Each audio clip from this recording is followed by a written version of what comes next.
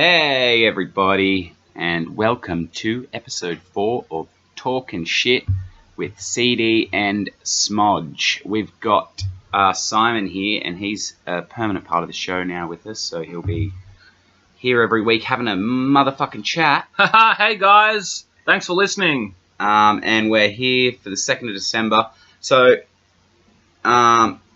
this is our third last podcast for the year. I know, the year's coming to a close. It's crazy. Yeah. This year's just gone so quick. I mean... Christmas is almost here. Woo! Speaking of Christmas, we have our 2-part Christmas special.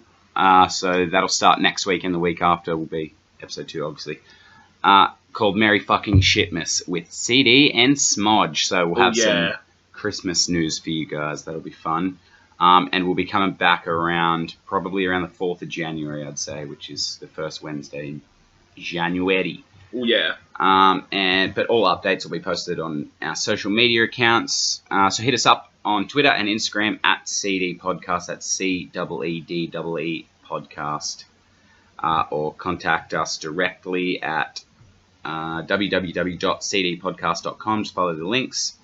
And we're produced by SVM Media Entertainment. You can find them www.svmmedia.com.au. That's the one. And our website. That's my proud little baby. That's my company there, you know. That's old Smodge's company there. And website and design and management is by Katarina Munt. You'll find her link at the bottom of our website as well. And the barbecue event that I was saying was going to be on the 10th, we're rescheduling, but we got some news about that, don't we, Simon? Yes, indeed we do. We've been able to crack an absolutely awesome deal from a local small goods provider here in our fine Illawarra town. The folks at Illawarra Small Goods are helping us out with that, so that's going to be sweet. Yeah, it's going to be a big old BBQ, and that's just going to be the fundraiser for Benjamin Oakley, I guess you could say. There you go, for SBS, Stiff Person Syndrome, for those of you who are tuning in for the first time. And for those of you that are, this will be the, I guess, say the second or third time that you're hearing us, you would have heard that I started with my, what was it that you called me, CD? The Prince of Passion. Oh, the Prince of Passion. Yes, I went totally nutso on the whole, you know, my passion behind the whole medical marijuana situation, and I was deemed the Prince of Passion, and yes, you know, Ben Oakley's a close friend of ours, and we really want to help him out. So we're definitely going to be keeping folks updated on progress for that barbecue event. So I'm just in the process of working through my hookups to get that all set up and ready to go, and then we're going to get that place full of peeps. Hell yeah, so and raise a little bit of money, so some dollars, and 100% of proceeds go to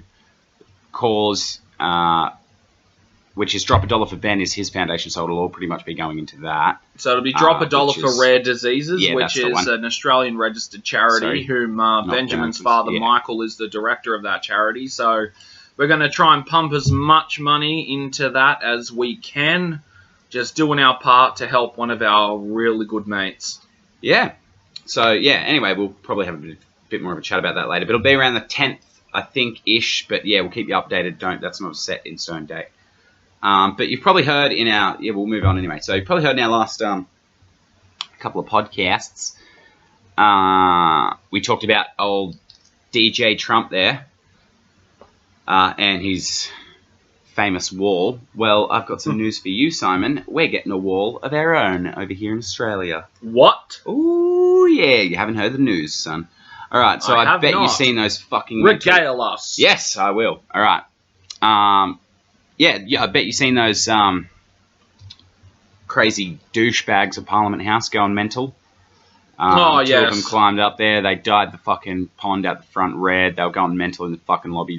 All right, if that woman is listening that went mental in the lobby, you're fucked. Go the fuck home. Basically, they were out there protesting the refugee camps and offshore. Is this the young woman that in the news coverage was like, "Oh, don't hurt me, don't hurt me, don't hurt me"? Like, what the fuck? Shut up. Just shut the fuck up. And yeah, anyway, so they were there protesting like the refugees in the camps and the offshore detention centres and blah blah blah blah blah blah blah. And fair dues, good cause, but you're going all the fucking wrong way about it. They went there and made fucking fools of themselves, and the whole country's fucking laughing at you. Basically made it fucking worse. So congratulations. Could we get a round of applause up in here, Simon? Let's just clap for those motherfuckers. Woo! Nailed it, guys. You fucking killed it. You went the complete fucking wrong way about it. You've basically made the issue worse.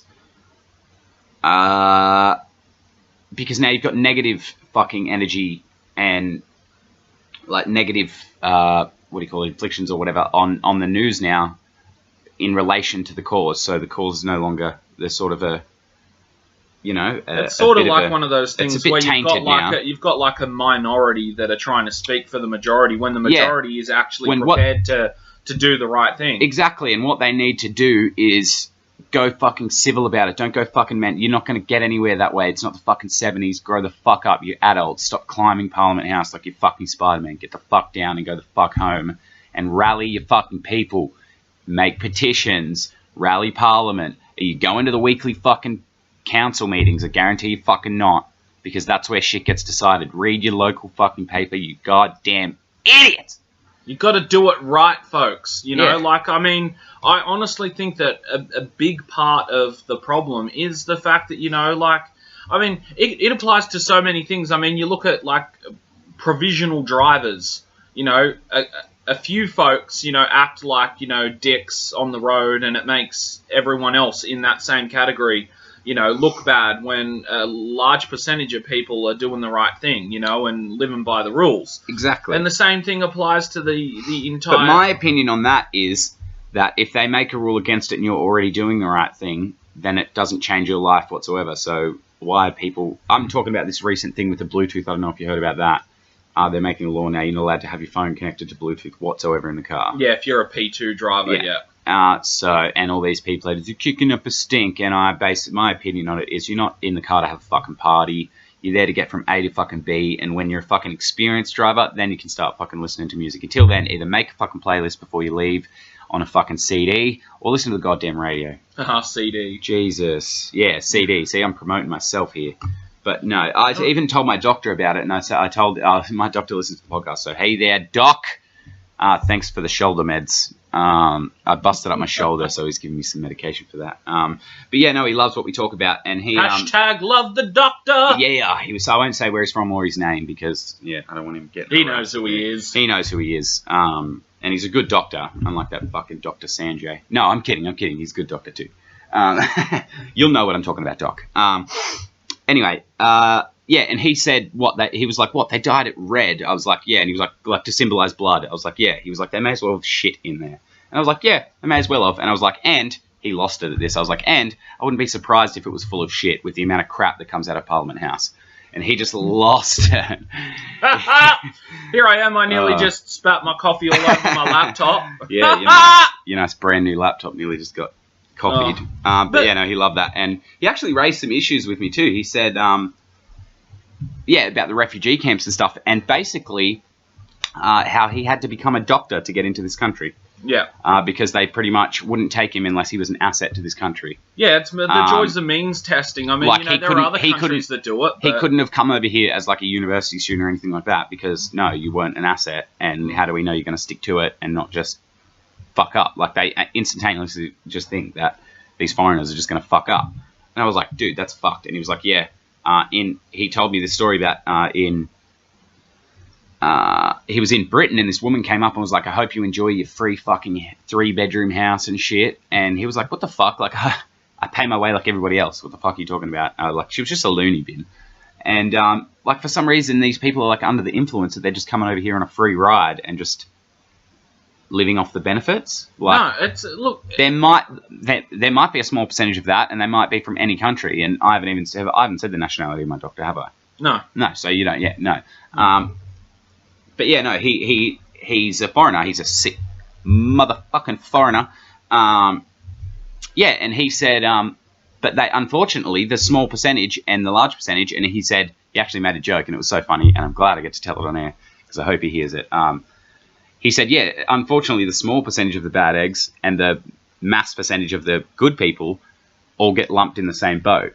Yeah. Which, talking about refugee, he was like, no pun intended, and he was like, all lumped in the same boat. And I was let's like, put it this way. I got you there, Tom. You know, you could have a qualified doctor at the front of the boat. Look, yes, I am actually making a boat people reference here. I mean, you know, you could have a qualified doctor sitting at the front of the boat. You could have someone that has next to nothing to offer at the back of the boat. You know, all of these people, they're all coming to a country because, look, I just want to really briefly touch on the fact that, okay, so there are...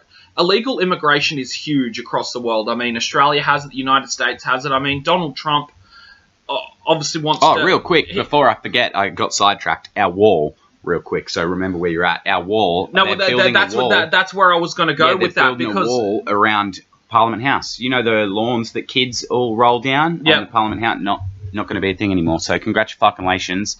You just ruined any future fucking child from here on out having the joys of rolling down the hills at Parliament House. Like, it might not sound like a big deal to you fuckwits that went over there and fucked everything up, but now they're also spending $32 million, I don't know if you fucking know this, to up the security of Parliament House. $32 million that could have gone to the fucking refugees. Oh, but no, you're a bunch of selfish cunts. Well, Jesus. Just okay. So you know, like, just it gets me fired up. It's just quickly it's touching back on the boat people and coming back to the point you just made, CD. Like, okay, so I mean, boat people. Okay, so you got qualified people, you got unqualified people, but those unqualified people aren't necessarily people that don't want to be qualified. It's you been to their fucking country and that's what he said. He said he originally left a war-torn country, and he's basically just, by the sounds of it, been hopping country trying to find somewhere pretty much to call home. And I know that sounds fucking cheesy, but go fuck yourself. There's nothing wrong with that. Look, I'm not against people coming to this country or any country. He's finally now, like, sort of starting to feel at home. And I go in there. I've had some shoulder problems. I don't know what the fuck's wrong with it. He can't even figure it out. And I don't blame him. It's a mystery. I've had ultrasounds on it. I've had x-rays. He's read it all. He's, you know, checked everything inside and fucking out of my shoulder. And he says he can't explain it. It's just, he said, keep taking the anti-inflammatories and see how it goes. And I said, thanks, mate, because he's bloody brilliant doctor. He's sick. And yeah, I end up in there for 2 minutes about what I'm, like, my health issues. And then I spend, you know, another 30 minutes just chatting to him because he's just a really cool dude. And, like, it's so crazy that he said, actually, and he brought this up with me, that apparently, and I had no fucking idea until he told me, and it mustn't, you know, it must be kept on sort of the hush-hush. Xenophobia is at an all-time high in Britain. Wow. Yeah, so people are just being racist all over the fucking place, and it's just disgusting, because what the fuck? Like, I don't get it. Racism just baffles me, because it's like hating a breed of cat, basically. Like, I hate to narrow races down to that, but, like, say I'm a tabby cat, and you, like, I'm a white person, by the way, if you couldn't tell, and I'm a tabby cat, say you hate tabby cats, like, but you love all other cats, like, there's no fucking difference but their fur, basically, and maybe some of their facial structures, but that's everyone's a little bit different. It's basically just the color spectrum. Like, people go from, like, a darker brown all the way to albino people. Like, it's just the way, I don't see it like different breeds of human, like, but basically you're just a different color human. It's fucked. It's like, you're all humans. We're all people. You all hate have someone for the color of their skin. I don't We all have understand our it. own skill set. Look, okay, you know, when it comes to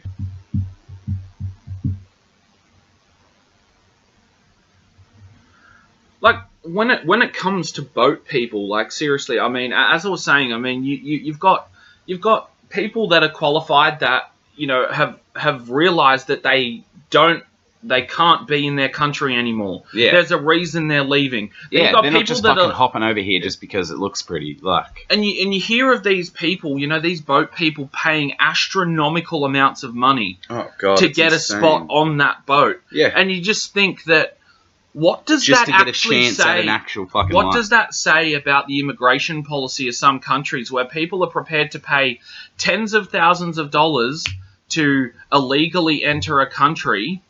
Like, I mean, what does that say? Does that say that it's difficult for those people to actually go through the legal processes? Yeah. Is it's it to so say that difficult they've already tried that and that it hasn't worked? That they'd rather risk their fucking life jumping on a boat over here, You know, like anything short of building a wall around up and down every single coast of every single continent of every single country on the face of this planet, that's not going to stop, because these are people that want a life. It comes down to being able to go, oh, those people, you know, oh, they're boat people, let's kick them out. No, it should be, they are people. What can they do for themselves? What can they do for us? Yeah. You know, if they're qualified, if they're intelligent, if they are doctors, or if they want to be vet nurses, or if they want to be actors, whatever they want to do, fucking garbage, man. It doesn't fucking matter. Just let them come here. If they want to work, let them fucking work. Because then they're here, they're contributing to our economy. They may as well be a fucking Australian. And in my opinion, my doctor is definitely a fucking Australian. You came here illegally, okay? This person... He came here legally. But what I'm saying is if a person comes into a country illegally, I think there needs to be some, like, obviously with discretion, you know, there needs to be some level of amnesty where the governments are prepared to go, okay, sir, ma'am, miss, children even, the way you entered this country was not correct. Okay? But what we do want to do is we want to try and play, we want this to be mutually beneficial. We're not just going to kick you out. We're going to assess you. It's like prosecuting someone for stealing a loaf of bread. It's like, why were they stealing a loaf of bread? Because they needed food. Because they were fucking hungry. Why do they not have money? Like, look at the reasons first and don't just automatically go, you're a thief or a drug addict. What if they've just, you know, something happened, they've got cancer. Who knows? Fucking there's an infinite amount of fucking circumstances. And, yeah, just, I don't know. Look into things more and stop building walls. For fuck's sake. I thought we'd been through this, people. Walls, really? I mean, with these fuckwits Donald over Trump said all the way around TV. Parliament House, they said it's 2-point-something meters high around Parliament House. So the that's Joy's not very children, high at all. Yeah, but I mean, it's going to stop the motherfuckers. But like Donald Trump said on late night television in the United States, he says we're going to build this wall and we're going to put a nice big gate in that wall to allow people from Mexico to come knocking on the doors of the United States of America and go, I want to come into your country. I want to come into your country. See, the whole word illegal. You know, because you think those people, like, are they actually going to knock on that door, or are they going to go, I wonder if I can climb this wall. Yeah. You know, but his sentiment is that he wants Mexicans to basically come to this big gate in the wall and go, I need your help, Mr. Trump.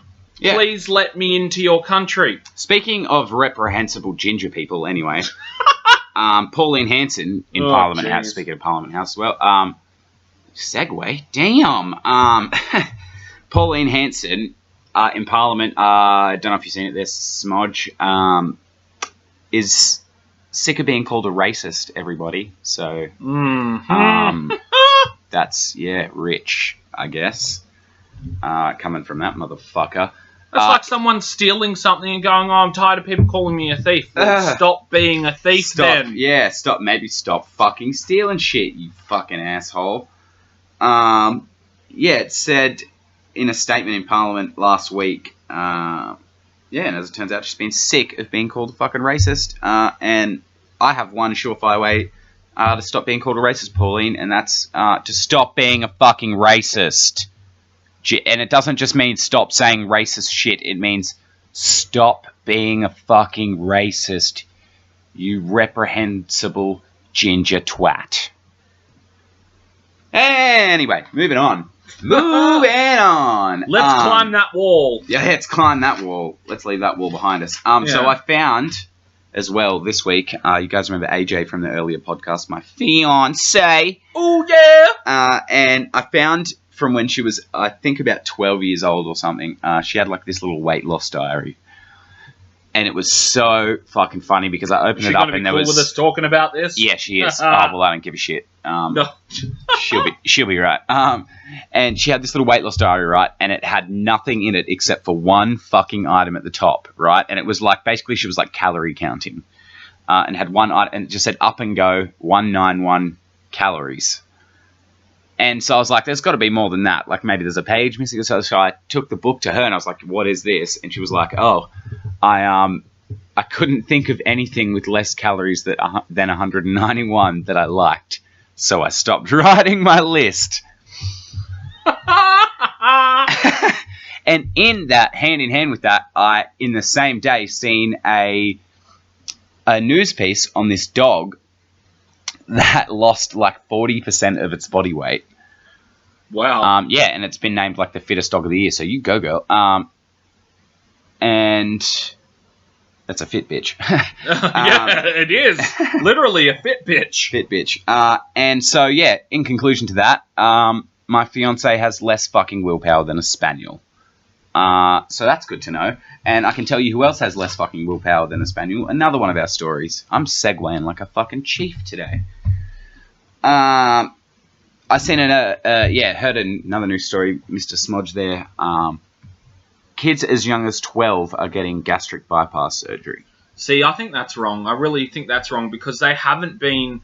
Children, especially people at that age, I mean, you know, they haven't had a chance to experience life yet and to see what their body's even capable of. I mean, that's and unless they have an underlying health issue at that point, it's the parents' fault they're fucking chubbers. I mean, like that's a bit different though. If there is an underlying health issue, then yeah, that's different. I guess, but as well, I said this to my doctor as well, and he said, but even with thyroidism, you can work around it.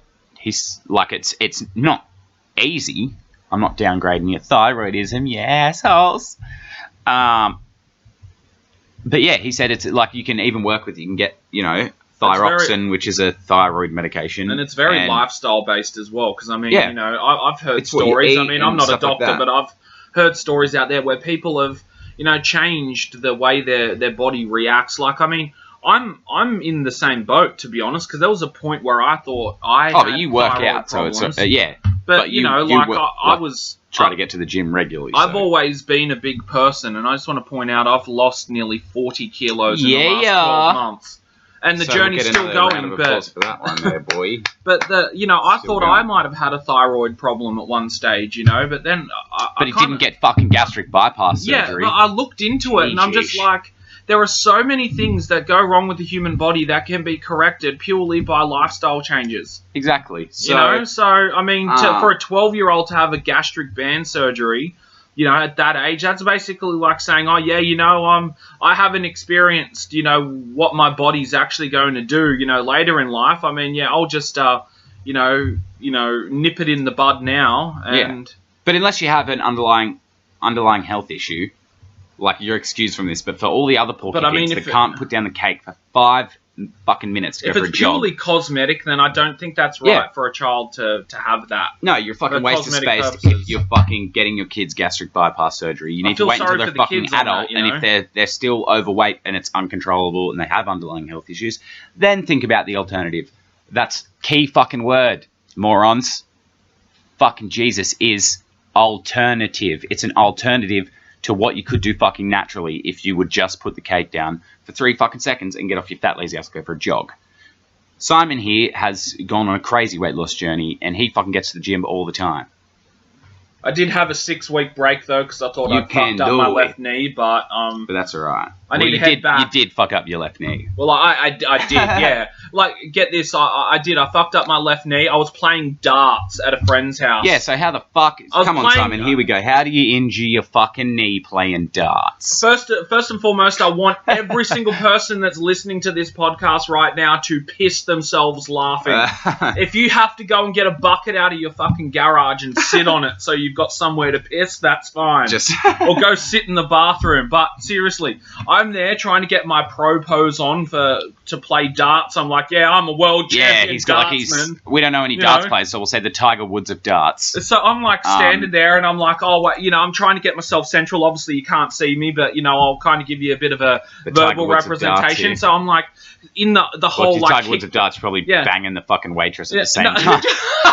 No, I'm totally like in the kickboxing stance. You know, I got left foot out, right foot out. You know, shoulders squared. You know, like I'm like squared, but I'm staring straight down the middle with eyes on the bullseye. You know, on the dartboard, and I'm like, no, I don't think I'm positioned correctly. So I like kind of swiveled as he threw, like he myself, followed through with the swing. And then I like swung, and then my left knee just out of nowhere just decides to like pivot to the right and goes crack. And I'm like, shit! And it sounded like I was like on a box of rice pops for like a couple of weeks, because every time I would walk, like my knee would like click and crunch. It was like I like that you said rice pops because they're the home brand ones, so we don't get sued. So, I'm on it, man. I'm on it. Rice Bubbles. And double sued. But what was nuts about it is I was actually really worried. I'm like, oh shit, I'm not going to be able to go back to the gym. I fucked up my knee permanently. So I went on this like total crazy journey. Went to the GP, went to the physiotherapist, and you still got your armband on now. What did you do there, Simon? Yeah, so it's funny. I actually, at the end of all of that, there is an event that happens on an annual basis here in Australia in the fine city that is Sydney, and it is the Seven Bridges Fine City? Are we talking about the same place? It's a fine city. When you're on the Seven Bridges walk, you get to see all the nice stuff. Yeah, and then you get to King's Cross, and all of a sudden you've got no wallet, and your shoes are gone. Well, the Seven Bridges walk doesn't actually go anywhere near there. So actually, there's something I want to see in, I think it's in King's Cross, the Jewish Museum there. I've actually been there. Is it good? Yeah, AJ said she went there, and she actually met a man that was in there that survived the Holocaust, which is crazy. She said it was a great experience. Like they do. They've got history panels on Auschwitz, and it'd be sweet, because I don't really I know everyone knows about it, but I've never really educated myself too much on it. I've read a little bit of Anne Frank's diary, and frankly, I didn't really like it very much. Did you hear it? Oh man! No. Far out. Sorry, Anne Frank's family. No, it's I think it's probably going to be a sick experience, so I want to get down there. But it's King's Cross, so there's like the upside of I'm going to be educated on something it's actually not really cool, but it's cool to learn about it. Like, and it's more Potts Point. Yeah, I know it's on that main sort of road there, so like I'll if I go like you go up Darlinghurst I just don't want to go in there and just get real attached to it, and then I end up coming out and it's like the movie theaters, and you don't know what time it is. You get outside, it's like 8 o'clock at night, and all of a sudden there's fucking prostitutes and fucking murderers everywhere. Sorry, King's Cross Council. Or Sutherland, no. Sydney City Council, yeah. Fuck those guys. I'm not part of your council anyway. Yeah. But yeah, definitely. I do highly recommend that you go there, because, I mean, yeah, like I went there in primary school and it was awesome. We've got a bird in the studio here, folks. Oh, can you hear the birdie? I had to bring the bird into the studio this morning because I just kind of felt like it. I woke up this morning and was just like, yep. Gotta bring my bird. What's the bird's name again? I know the bird's name. That's my lovely bird, Bella. Bella, me Bella. She has a bit of a detachment sort of issue, like when I'm not she goes home. mental. Like there was a time I did. Feathers fall out. I set up a recorder. I set up a recorder at home, and like the thing is like I would walk out, and I'd walk out of the house, and you just hear yep, and it's just. It was just nuts, and so I thought, what the hell? I'll bring it down here to our fine studio here in the Gong. And I need to bring. I have a cat. You know my cat there, Simon. Yeah, I do. I want to bring old Flash down here. Old Flashy boy. He's good. He's a little good boy, but he has separation anxiety as well. He gets so sad, he's just who knows. Anyway, moving on. I got some news about that Alan Sorrentino guy. That I spoke about a few maybe in the last podcast, I think it was. And basically, what happened was he wrote a letter to the newspaper about his dislike of yoga pants on anyone over 20, which is a creepy comment to say, but in saying that, he's a gay man, so I mean he's not. I don't think he's perving on the ladies, but. Anyway, he retaliated to the Pride Parade. Like he's released a statement saying it was just horrible. He said that he felt like they were just purposely attacking him just to make him feel shit for having an opinion, basically. So congratulations to them folks too. This is just a real reprehensible episode, hey Smodge? Yeah. It's just a lot of fucking cunts in this episode. Speaking of cunts, fucking real quick though. I'll quickly do this. To the Pride Parade, retaliated. Saying the attack was likened to the crucifixion in his yard. So you can imagine how fucking horrific that was for this poor old man. He's, I think, if I look back through my notes, I think he's 63 years old. And the poor fucking guy, they went there, hundreds of people picketed his house and just basically fucked up this whole dude's fucking life. And so we're stand with Alan.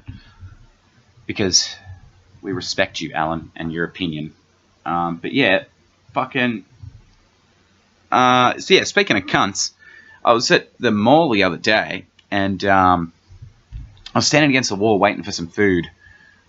Like, I'd ordered my food, and they were, like, cooking it or whatever. And I was standing against this wall, and this fucking guy walks next to me and goes, "Excuse, mate," and fucking just, like, sort of, like, guides me out of the way with his hand to go behind me, like, between me and the wall. And I just, so badly in that moment, just want to blast him in the fucking face. I just wanted to hit him so bad. And I've never been in a fight in my life, guys, so just know that. I'm a lover, not a fighter. But in that moment, I don't know what it was. It was hot, maybe the Christmas crowds, but I just so wanted to beat the shit out of this guy. And just be like, "Excuse me, motherfucker, excuse you!" And just fucking start smacking his head into the tray tables. And I mean, Christmas time, you know, especially when it comes to shopping, it's like the apocalypse. Oh, it is. It's like the world is coming to an end. Like, it's like folks are just, you know, they go out and they're just like, "I need to buy everything in sight because if I don't, then Christmas is going to suck." Christmas is about family. Christmas is, you know, definitely gifts and you know, and family and toys. And it's giving, but it's also receiving, Simon. It's receiving and giving and giving and receiving. Giving and receiving. In and out of ya. Hanging out of ya. Yeah. It's all sloppy. And just I feel like this conversation's going in a completely different direction now. Oh, yeah, sorry. All right, let's continue. Anyway. So we've got a little story here from Arkansas. Arkansas. There was a woman, God rest her soul, shot in the head, I think. I made that up. So, but she was shot dead. I'm not sure if it was in the head or not. Oh, but yeah, by a hunter. My mate Arkin, my mate Arkin, he saw that. Arkin saw that. Fucking hell. God damn it. Anyway, so a woman in Arkansas, shot dead by a hunter who mistook her for a deer. Apparently, the guy was hunting with his son when he mistook the 29-year-old for a deer and opened fire. He was unaware she was in the vicinity, as she wasn't wearing the hunter orange. So apparently over there they wear hunter orange. Yeah, they do. I don't think we hunt much over here, do we? No, not really. No, so... I mean, I've got a person that I now believe to almost wholeheartedly be a direct relative of mine in Canada. And she hunts all the time with her son and her boyfriend. And shooting them moose, eh? Yeah, like she sent me heaps of photos, like and posted heaps of photos up on Facebook. A little fun fact for you. Did you know? And she's like got like the bright orange vests and stuff. Yeah. I don't know what you call a group of mooses, but I'm going to call them meese. Bunch of meese. Meese up in Canada. They actually get drunk off fermented apples and go on rampages in towns. Whoa! Yeah, they eat just buttloads of fermented apples, and they just go into, like... It was fucked. I think the last one I seen was a China store. I was like, do you get any more ironic? It was just this moose just in this China store just going mental, just fucking the place up. Like, it was empty. Not empty. Like, there was no one in there, but there was a lot of China. And it just went fucking crazy, like, smacking into the local store. They just get drunk, they get angry, so... Fuck, I think they need to start growing apples at the top of the tree, not the bottom. Fucking keep them away from them. Mind you, I could just picture a moose like trying to scale a tree, like get to the top. I want an apple. Apples, like that Simpsons episode, Tobacco. Anyway, so the guy that was hunting with his son, and she wasn't wearing hunter orange, and apparently it was actually the man's son's girlfriend. Yeah, she died instantly. Apparently, so I imagine it was probably a headshot or a heart shot, maybe, I'm not sure. Anyway, God rest her soul. Jesus, God rest her soul. But yeah, how fucking crazy is that there, Smodge? He shot her. That is crazy. But son's girlfriend, and didn't know she was in the vicinity. Maybe she was like, surprise. Just... But I don't know. How do you... think, like, it reminds me of that. To a hunting what was it? Family, not to do that. Yeah. Though. What was his name? That shot Dick Cheney, shot that dude hunting, and he was like, I thought there was a deer, and they have that Family Guy skit on it and everything. Oh, yeah. Just like yeah, it just reminds me of that. Predicted the Trump presidency. Oh, fucking Jesus. Oh, no. Woman in. Yeah, so that's that. That's, fucking, we're moving on up. Moving on up. Moving on now. Time to break. See how I didn't do the whole thing? Because now I can't get sued. No more than 15 seconds. Anyway. Moving on. Let's go. So here we have our last segment for this week's podcast. It's called Stories from a Sensuality Boutique Employee.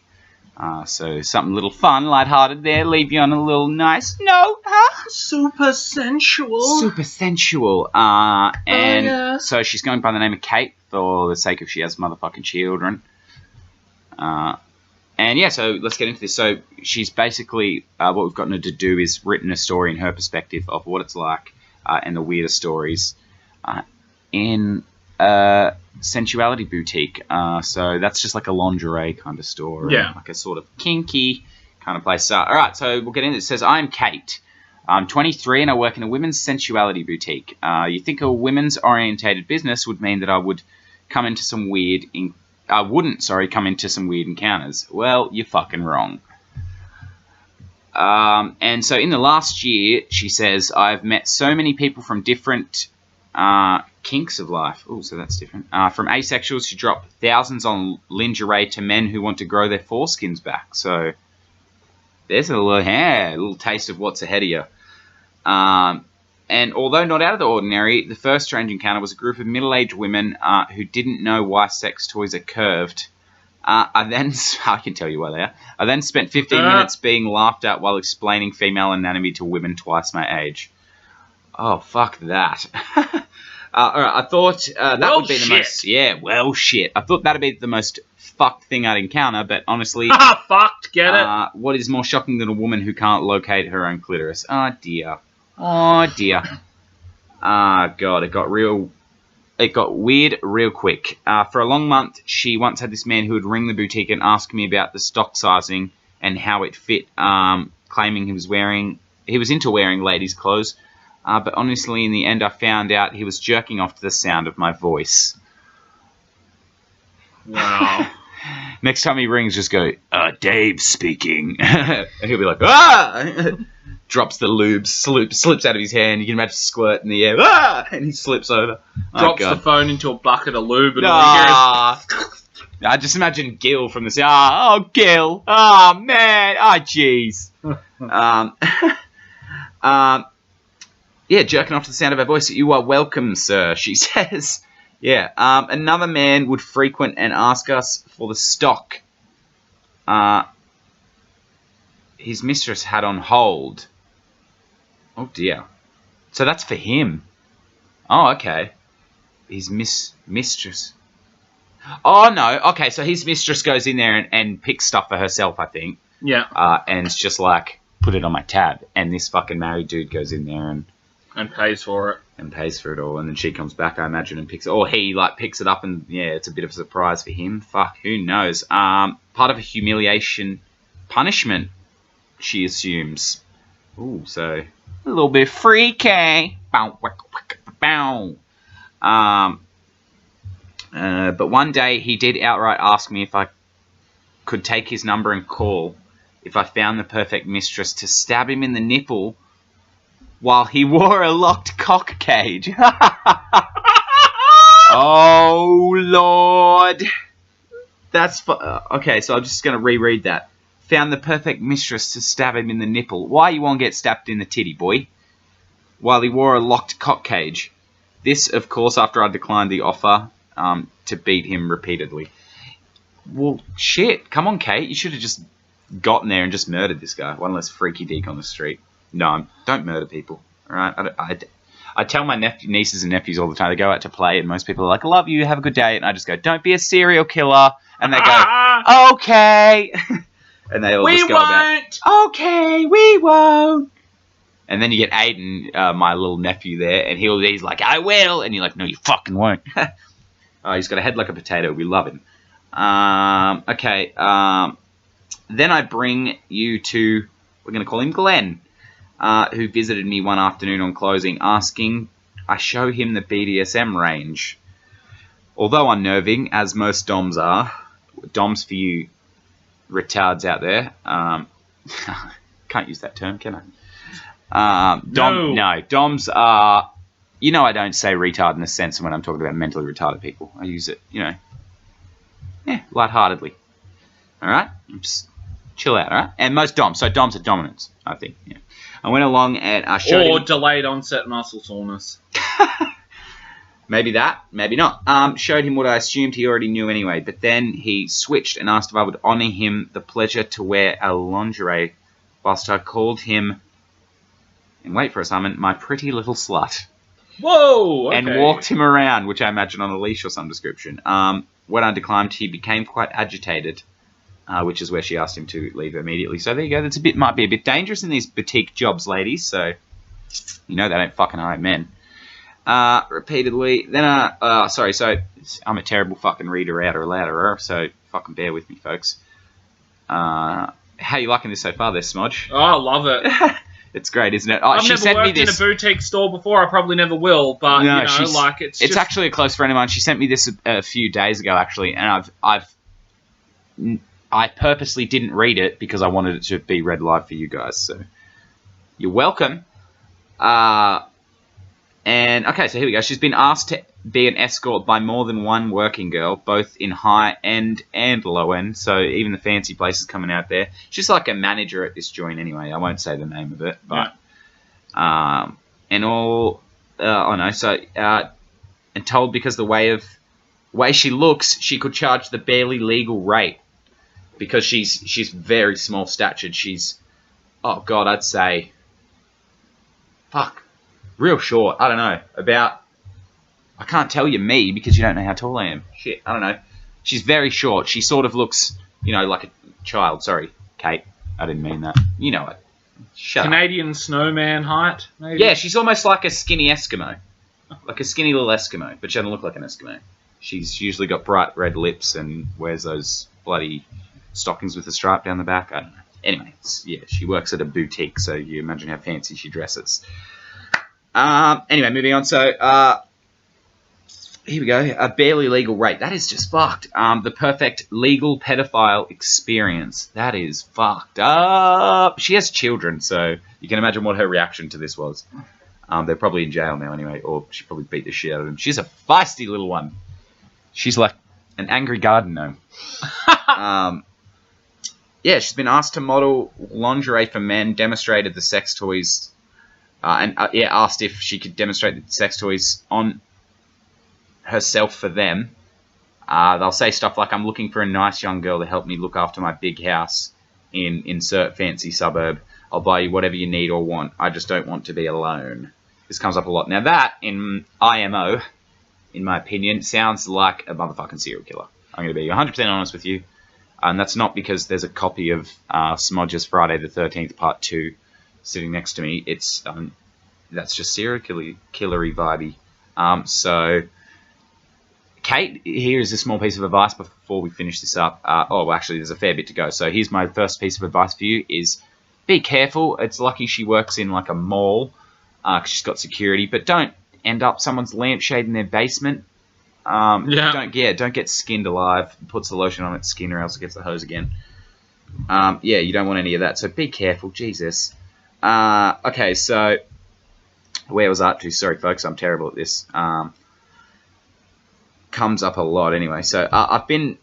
She's even had 70+ grandpa try to force his tongue in her mouth while simultaneously trying to place his hand on her junk. And she said, mate, isn't that the last time I ever let an old man shake my hand? What a fucking creeper. Like, she's married, basically married, almost married anyway, to a lovely fellow. I won't say his name, but yeah, no, he's sick. Lance. He's a sick dude. Yeah, Lance. Nathan. Lance Calmstrong. No, I complimented him the other day, actually. I was talking to Kate, and I complimented him. I said, yeah, he's getting like bigger up in the shoulders. And apparently he was like a bit upset the week before because he's lost a bit of weight. from going to the gym, I think, and working and stuff, and he thought he was losing muscle mass, and Caitlin was like, he will love you for saying that. So, buddy, you're getting huge. Getting huge there, son. Yeah, where was I? Fuck, I'm losing it here. Yeah, it's just disgusting, though. Her personal favourite here says, has to be the man called her generation of women a bunch of peacocks because you'll strut around teasing but won't actually suck a dick. And it's not like the 60s where people just screwed whoever they wanted when they wanted. Yeah, it's fucking not. That's very rapey. Apparently that was followed by, you know, I hate women who pull the rape card. Do you know if you let men rape you, you'd feel better about yourself? When I responded, this is a safe place for women, what word is a no-no here?